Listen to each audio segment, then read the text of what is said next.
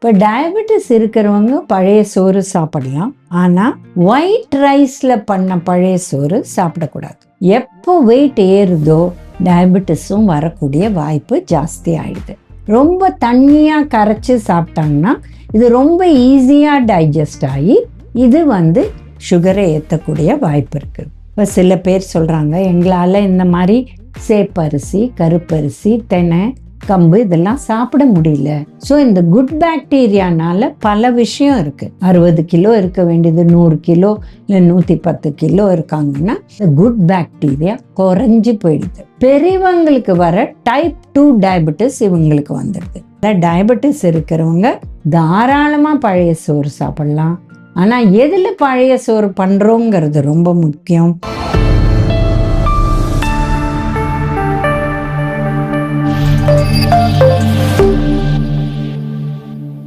Cosmo health வியூவர்ஸ்க்கு வணக்கம். நம்ம இப்போ பேச போகிறது டயபெட்டிஸ் இருக்கிறவங்க பழைய சோறு சாப்பிடலாம். இப்போ டயபெட்டிஸ் இருக்கிறவங்க பழைய சோறு சாப்பிடலாம், ஆனால் ஒயிட் ரைஸில் பண்ண பழைய சோறு சாப்பிடக்கூடாது.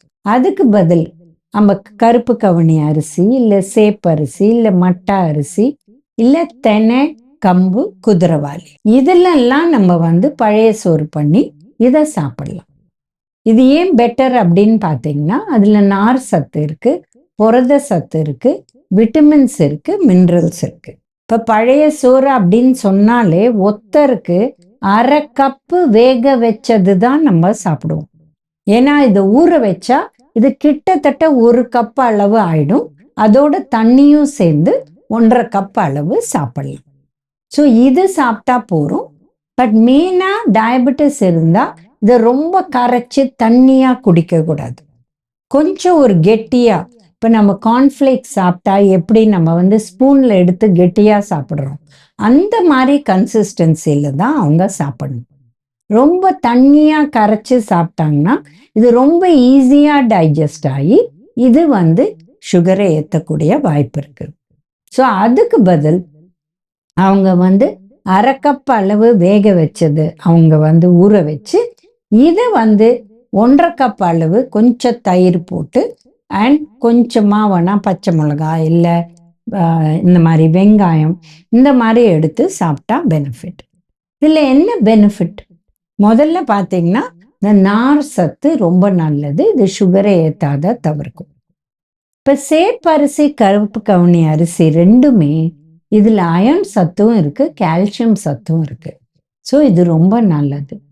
தெனையில நார் சத்து இருக்குது, கம்புலையும் நார் சத்து இருக்குது, புரத சத்து இருக்குது.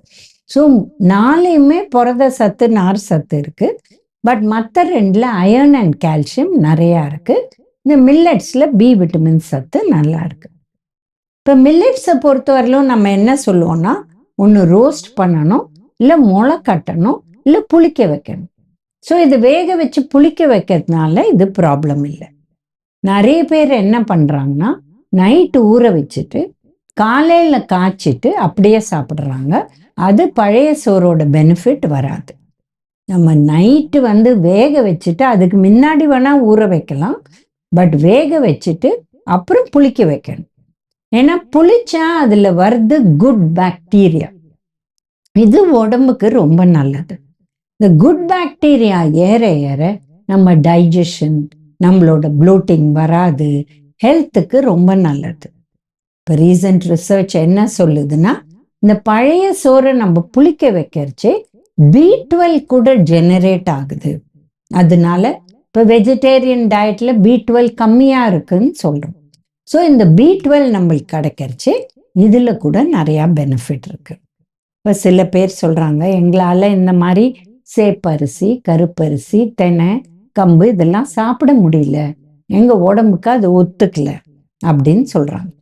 அப்போ பழைய சோறு பண்ணிட்டு அதாவது நைட்டு புளிக்க வச்சிடுறீங்க. அப்புறம் ஒரு 1/2 hour ஆகுது நீங்கள் ஃப்ரிட்ஜில் ரைஸ் வைப்பீங்கன்னா அதில் வச்சுட்டு அப்புறம் கோல்டாக அப்படியே சாப்பிடணும். அப்போ என்ன ஆகும்னா, அந்த ஒயிட் ரைஸ் ரெசிஸ்டன்ட் ஸ்டார்ச் ஆகிடும். அப்போ அது உடம்புக்குள்ள பிளட் குளுக்கோஸை ஏற்றாது. ஸோ இந்த மாதிரி கூட பண்ணலாம். ஒயிட் ரைஸ் தான் சாப்பிட முடியும் அப்படிங்கிற இருக்கிற டயபெட்டிஸ் இருக்கிறவங்க இவங்க இந்த மாதிரி பண்ணலாம். பட் கொஞ்சம் கோல்டாக தான் சாப்பிடணும், இல்லை வெளியில் வச்சுட்டு ரூம் டெம்பரேச்சர் ஆன உடனே சாப்பிடலாம். ஸோ இந்த குட் பாக்டீரியானால பல விஷயம் இருக்குது. இப்போ நம்ம சொல்கிறோம், நம்ம உடம்புல இருக்கிற செல்ஸை விட நம்பர் ஆஃப் பாக்டீரியா நம்ம உடம்புல குட் பாக்டீரியா நிறையா இருந்தால் நம்மளுக்கு ஹெல்த் இருக்குது. இது வந்து டயபெட்டிஸ், கார்டியாக் டிசீஸ் இதெல்லாம் வராத தவிர்க்குது அப்படின்னு சொல்கிறோம். இப்போ சொல்கிறோம், யாராவது ரொம்ப வெயிட் இருக்காங்க, ஓவர் வெயிட் இருக்காங்க, இல்லை ஒபேசிட்டி ஆயிடுச்சு அவங்களுக்கு அப்படின்னா, ரொம்ப வெயிட் இருக்காங்க, 60 கிலோ இருக்க வேண்டியது 100 கிலோ இல்லை 110 கிலோ இருக்காங்கன்னா, இவங்களுக்கு உடம்புக்குள்ள இந்த குட் பாக்டீரியா குறைஞ்சி போயிடுது. ஸோ அவங்களுக்கு இந்த மாதிரி பழைய சோறு, பழைய தண்ணி கொடுத்தா இவங்களுக்கு கூட ஹெல்த் பெனிஃபிட்ஸ் வருது. ஏன்னா எப்போ வெயிட் ஏறுதோ டயபெட்டிஸும் வரக்கூடிய வாய்ப்பு ஜாஸ்தி ஆயிடுது. இப்போ பார்த்தீங்கன்னா 10 வயசு குழந்தைங்க சில பேர் 80 கிலோ இருக்காங்க. இவங்களுக்கு 12 வயசு ஆனவுடனே டயபெட்டிஸ் வந்துடுது. ஆனால் இது எந்த டயபெட்டிஸ்? குழந்தைகளுக்கு வர டயபெட்டிஸ் இல்லை, பெரியவங்களுக்கு வர டைப் 2 டயபெட்டிஸ் இவங்களுக்கு வந்துடுது. ஸோ இந்த விஷயம்லாம் தவிர்க்கிறதுக்கு கூட இந்த பழைய சோறு ரொம்ப ரொம்ப நல்லது. முன்ன காலத்தில் ஒயிட் ரைஸ், அதுக்கு முன்ன நம்ம வந்து இந்த மாதிரி millets and red rice, black rice தான் யூஸ் பண்ணிட்டு இருந்தோம். அதனால நம்ம இப்போ ரிவர்ஸ் கியரில் போனோம். நம்ம வந்து black rice, red rice, matta rice, இல்லை கைக்குத்தல் அரிசி, அது கூட நிறைய நார் சத்து இருக்கிறதுனால பெட்டராக இருக்கும். இப்போ ஏன் இது பெட்டர்னா, நார் சத்து மட்டும் இல்லாத, இப்போ நான் ஒயிட் ரைஸில் கோல்ட் ரைஸ், அதாவது பழைய சோறு பண்ணால் அதில் வர பாக்டீரியா வேற விதம்.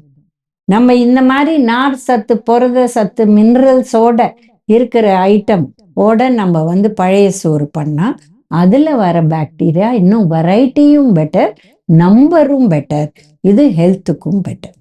ஸோ அதனால டயபெட்டிஸ் இருக்கிறவங்க தாராளமாக பழைய சோறு சாப்பிடலாம். ஆனால் எதில் பழைய சோறு பண்ணுறோங்கிறது ரொம்ப முக்கியம். இது தெனை, கம்பு, பிளாக் ரைஸ், ரெட் ரைஸ், இல்லை கைக்குத்தல் அரிசி, இதில் பண்ணினது சாப்பிடலாம். முன்ன காலத்தில் ராகி கூழ் பண்ணி சாப்பிடுவாங்க, அதை விட இது பெட்டர். ஏன்னா இதில் நார் சத்து பெட்டர் அண்ட் இதோட கிளைசிமிக் இண்டெக்ஸும் ராகியை விட லோவர், கேழ்வரகை விட கம்மி. அதனால இந்த காலத்தில் தெனை, கம்பு, சேப்பரிசி, கருப்பரிசி, கைக்குத்தல் அரிசி. ஸோ இந்த வீடியோவில் நம்ம டயபெட்டிஸ்க்கு பழைய சோறு சாப்பிடலாமா அதை பற்றி பார்த்தோம். மீண்டும் இன்னொரு வீடியோவில் சந்திக்கலாம்.